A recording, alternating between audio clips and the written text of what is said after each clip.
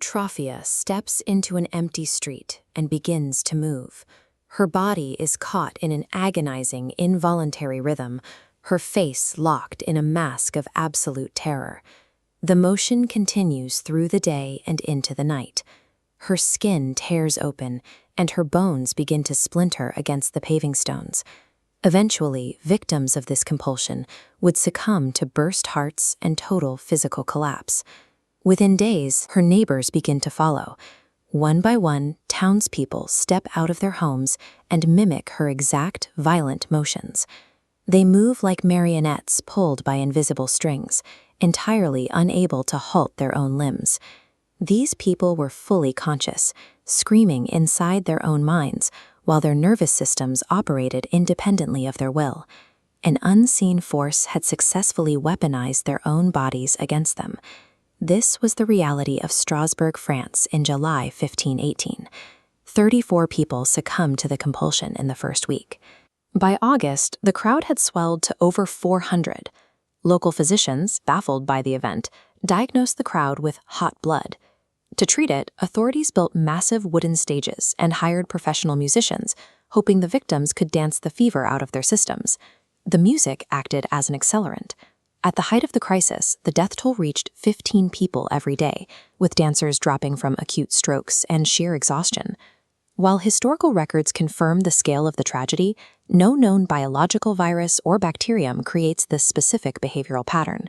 The search for the cause must move from the blood to the mind. The most common scientific explanation is ergotism, a toxic fungus that grows on damp rye grain. Ergot contains chemical compounds structurally similar to LSD. Consuming infected bread can trigger vivid hallucinations, severe convulsions, and manic muscle spasms. However, ergot poisoning constricts blood flow to the extremities.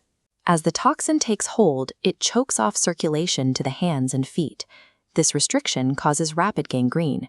It's physically impossible for a person to dance for days on rotting, blood-starved feet. The physiological evidence leaves no room for a chemical or biological poison. The answer lies instead in a breakdown of the collective psyche. Strasbourg in 1518 was a landscape of catastrophic stress. Successive harvest failures triggered a brutal famine, while out-of-control outbreaks of syphilis and leprosy decimated the population. This misery was compounded by a deep fear of Saint Vitus, a saint believed to curse sinners with an uncontrollable, punishing dance. Human brains are built for mimicry. Mirror neurons allow us to subconsciously map the actions and states of those around us. In an environment of extreme, shared trauma, this hardware of empathy can turn into a vector for psychological contagion, allowing physical symptoms to replicate across a crowd. When the stress of 1518 became unendurable, the collective mind triggered a dissociative fugue state. The dancing was a massive, involuntary mental pivot, a desperate attempt to escape a reality that had become too horrific to process. This phenomenon, known as mass psychogenic illness, demonstrates that the human mind can override biology to create a collective defense mechanism. Modern science hasn't eliminated this vulnerability. History suggests that mass hysteria simply adapts to the technology of the era. In 1962, a laughing epidemic swept through Tanganyika, forcing over 1,000 students to laugh and cry uncontrollably for months. In 2011, a sudden cluster of Tourette-like motor tics appeared among high schoolers in Leroy, New York, appearing and spreading without any biological cause. Today, psychologists are tracking a new mutation, the rapid, global spread of psychological tics being transmitted via social media algorithms. Our psychological architecture remains as susceptible as it was 500 years ago. We have only made the delivery systems more efficient. For almost all of human history, these contagions were limited by physical distance.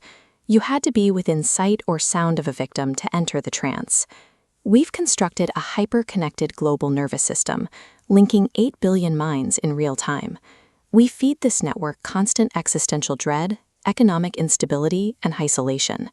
Today's psychological pressure is higher than the localized famines of the 16th century. We have to ask what happens to the human operating system when this global pressure cooker finally reaches its limit. The next mass psychogenic event is poised to bypass the cobblestone street entirely, manifesting as a systemic viral shutdown across billions of screens simultaneously.